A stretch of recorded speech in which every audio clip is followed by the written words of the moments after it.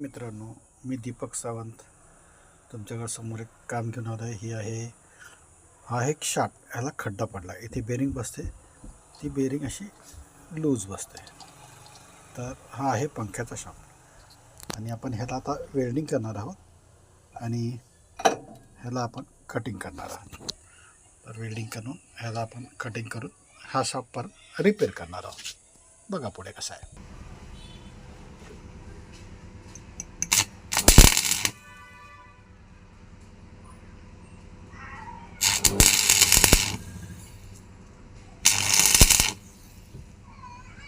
तर ह्या वेल्डिंग झालेलं आहे आणि त्यांना आपण कटिंग करणार आहे.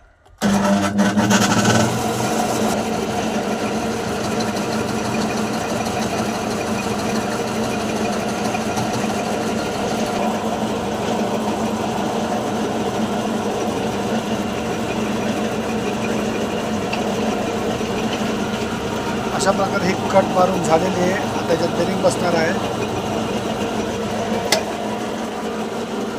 बेरिंग साईज झालेली आहे आणि आता त्याच्यात ही बेरिंग घेऊन बसवणार आपण. तुम्ही बघू शकता की बेरिंग बसते. येस, ही बेरिंग टोकून बसते आणि बरोबर हा खड्डा पूर्ण भरून वेल्डिंग झालेला आहे.